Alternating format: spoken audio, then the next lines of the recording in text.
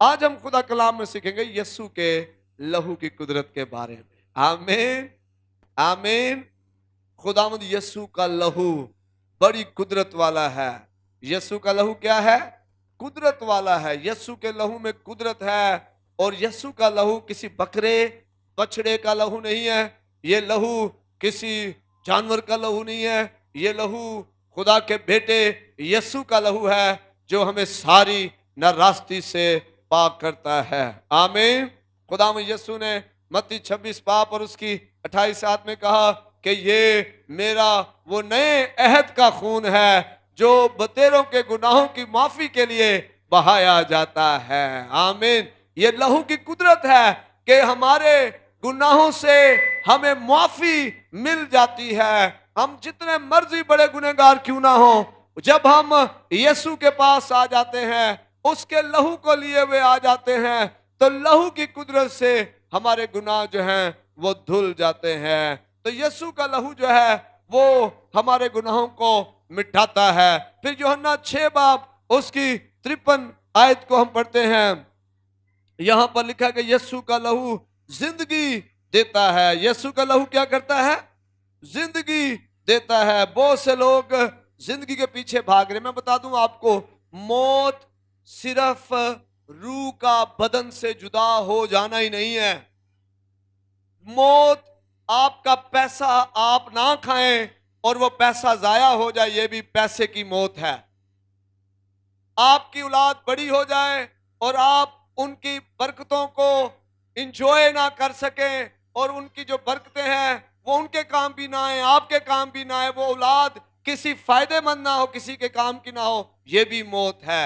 आप घर बनाना चाहें, आपका पैसा घर में लग ही ना पाए, ये भी मौत है। मौत सिर्फ ये नहीं है कि बदन जो है वो रूह बदन से जुदा हो गई, नहीं, इस मौत ये भी है कि आप अपनी बरकतों को, आपको जो दिए हुए खुदा की बरकत उसको एंजॉय ना कर सको।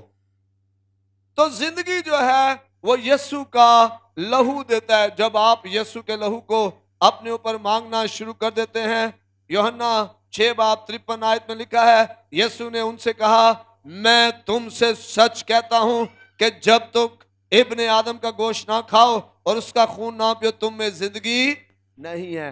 तो यीशु का लहू क्या करता है? हमें जिंदगी देता है। लिखा उसमें जिंदगी थी और वो जिंदगी आदमियों का नूर थी। वही जिंदगी जो यीशु मसीह में थी, वो जिंदगी हम में आना शुरू हो जाती है। Hallelujah hallelujah. आए इस बात को समझें, खामोश ना रहें। अगर आप गुनाह के तले दबे हुए हैं, अगर आप कमजोरियों के तले दबे हुए हैं, अगर आपको मौत जो है, पैसे की मौत, सेहत की मौत या कारोबार रोजगार की मौत नजर आ रही है, यीशु के लहू को अपने ऊपर मांगे, अपने घराने पर मांगे, यीशु के लहू से अपने आप को धोएं। आप हैरान हो जाएंगे, आपके घर में, आपकी जिंदगी में, आपके रोजगार में, आपके रिश्तों में, आपके पैसों में जिंदगी जारी हो जाएगी। आप पैसा खाएंगे और वह खत्म नहीं होगा, क्योंकि उसमें क्या होगी?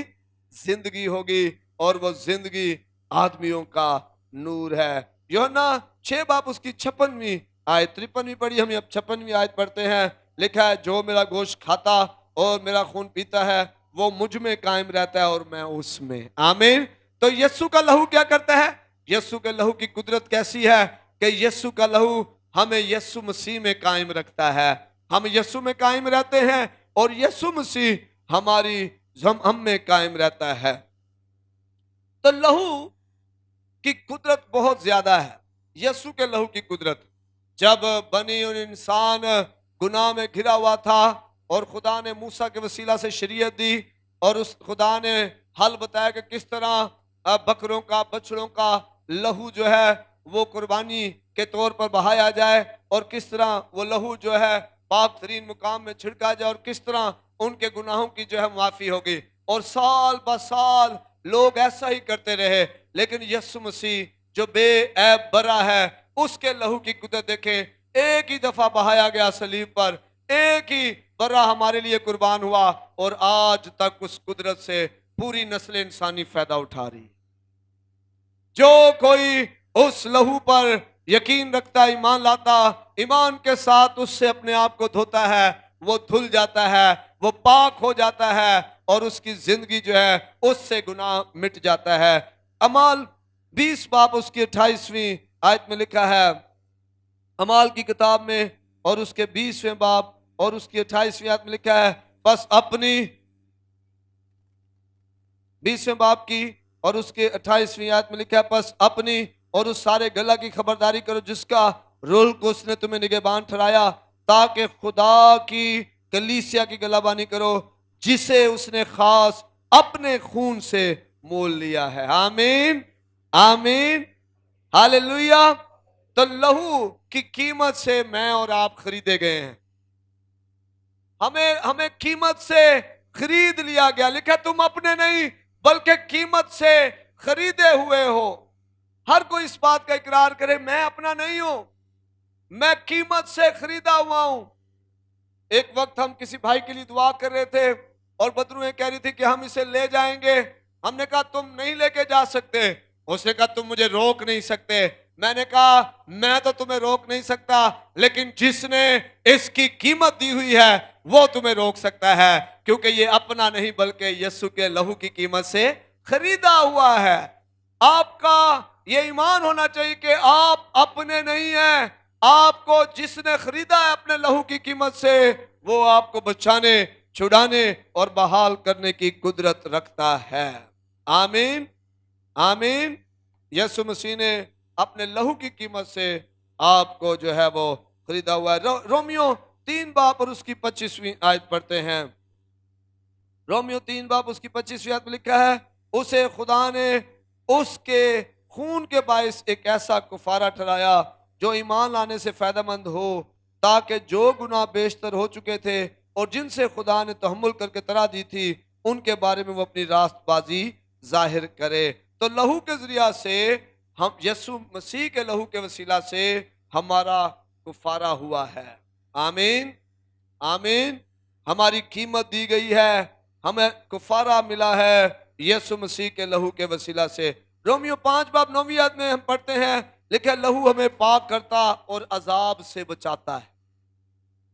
यीशु का लहू हमें पाक भी करता है और हमें अजाब से बचाता है। ये कुदरत है यीशु के लहू की। फिर जब हम इफिसियों 1 बाब 7वीं आयत पढ़ते हैं और 1 पतरस 1 बाब 18वीं 19वीं आयत पढ़ते लिखा है, लहू हमें निजात देता है। जो बंधनों में पड़े हुए हैं, जो कर्जों के बंधनों में है, बीमारियों के बंधनों में है, बदरूहों के बंधनों में है, बेरोजगारी के बंधन में है, जो जकड़े हुए हैं गुनाह के बंधन में है, जब वो यीशु के लहू को अपने ऊपर मांगते हैं तो लहू के वसीला से उन्हें निजात मिलती है। उनका बदन आजाद होना शुरू हो जाता है, जहन आजाद होना शुरू हो जाता है, फैसले करने की कुव्वत वापस आ जाती है। यीशु का लहू हमें निजात देता है, उससे हमें निजात मिली है। इफिसियों 2 बाब 13वीं आयत में लिखा है, लहू हमें खुदा के नजदीक ले आया है। वो जुदाई जो एक पर्दा था, पाक और पाक तरीन मकाम में इंसान बाप के पास जा नहीं पा रहा था, जब सलीब पर लहू बहाया गया वो पर्दा 2 चाक हो गया और वो जुदाई की दीवार हट गई। आज भी लहू जो है उसके वसीला से हमारा बाप के साथ क्या हो जाता है, मेल मिलाप हो जाता है। आमीन, आमीन, हालेलुया। कुलसियों 1 बाब 14वीं आयत लिखा है, लहू से हमें गुनाहों की माफी मिलती है। खुदावंद यीशु के लहू के वसीला से हमें गुनाहों से माफी मिलती है। कुलसियों 1 बाब 20वीं आयत लिखा है, लहू से खुदा से मिलाप हो गया है, वो जुदाई की दीवार हट गई है। अब्रानियों 9 बाब उसकी 12वीं आयत में लिखा है, लहू से हमें हमेशा के लिए निजात मिली है। थोड़ी देर के लिए नहीं, हमेशा के लिए मुझे और आपको निजात मिली है। अब्रानियों 9 बाब उसकी 14वीं आयत लिखा है, लहू हमारे मुर्दा कामों की वजह से हमारे ख्यालों को देता है। जो हमारे मुर्दा काम है ना, जिसकी वजह से हमारे ख्याल भी नापाक हो जाते हैं, यीशु का लहू हमें उनसे भी हमें धो देता है। खुदा का बड़ा अजीम खादम अपनी किताब में लिखता है, वो कहता है कि मैं एक दिन रो रहा था खुदा के हुजूर, कह रहे मैं जब जवानी में यीशु को कबूल किया, कुछ महीने तो मैं ठीक रहा, फिर गुनाह में गिर गया। एक दिन मैं रो रहा था और मैं रो रहा था खुदा के हुजूर, और मैं कह रहा था कि मेरे गुनाह जो है उनसे मुझे छुटकारा नहीं मिल रहा। और वो शख्स अपनी किताब में लिखता है कि रुल्कुस ने मुझसे कलाम किया। रुल्कुस ने मुझे कहा कि तुझे अपने जोर ताकत की जरूरत नहीं है, तो यीशु का लहू मांग, तुझे मुकम्मल तौर पर गुनाहों से छुटकारा मिलना शुरू हो जाएगा।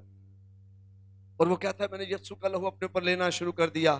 मैं यीशु के लहू से अपने जहन को धोता, अपनी सोचों को धोता, अपने दिल को, अपने ख्यालों को, अपने हाथों को धोता। और वो गुनाह जिन पर मैं गालिब नहीं आ पा रहा था, वो गुनाह अब मुझे करते हुए बड़ा मैं उन पर गालिब आ जाता था। मैं उनको गुनाहों को साइड पे कर आगे बढ़ता जा रहा था। आमीन, आमीन। हमारे जो ख्याल हैं वो बदल देता है यीशु का लहू, हमारे ख्यालों को धो देता है। इब्रानी 9:19 में लिखा है लहू के जरिए हम पाक तरीन मुकाम में दिलेरी से दाखिल हो सकते हैं। आज यीशु का लहू लिए हुए आप खुदा के पास दिलेरी के साथ आ सकते हैं, क्योंकि यीशु का लहू हमें सारी नाराजगी से पाक करता है। इब्रानी 12:24 में लिखा है ये लहू हाबल के लहू से ज्यादा बेहतर कलाम करता है। आमीन। वो लहू भी बहाया गया, लेकिन ये लहू यीशु का लहू है, ये ज्यादा बेहतर कलाम करता है। क्या कहा खुदा ने, तेरे भाई हाबल का लहू मुझे क्या करता है, पुकारता है। और आज यीशु का लहू जो है वो ज्यादा बेहतर कलाम करता है। इब्रानी 13:12 में लिखा है यीशु का लहू हमें पाक ठहराता है। यीशु का लहू में क्या करता है, ये लहू की कुदरत बता रहा हूं मैं आपको। आप लहू पर निगाह करें, यीशु का लहू जो सलीब पर बहाया गया उसको देखें। आप अपने ऊपर निगाह ना करें, अपने कामों को ना देखें। आप जब यीशु के और यीशु के लहू पर निगाह करेंगे, लिखा ईमान के बानी और कामल करने वाले यीशु को तकते रहो। जितना ज्यादा आप यीशु को तकेंगे उतना ज्यादा आप कामल होते जाएंगे, आप गुनाह से पाक होते जाएंगे। आपका फोकस गुनाह पर नहीं अब होगा, आपका फोकस अब यीशु पर हो जाएगा और आपकी जिंदगी जो है वो बदलना शुरू हो जाएगी। पहला यूहन्ना उसका पहला बाब 7 में लिखा है कि ये हमें हर गुनाह से धोता है। यीशु का लहू जो है हमें हर गुनाह से धोता है। कोई ऐसा गुनाह नहीं है जो यीशु के लहू की कुदरत से ज्यादा बड़ा है। यीशु के लहू की कुदरत बहुत ज्यादा है। आमीन। जहां के गुनाह धुल गए यीशु के लहू की कुदरत से।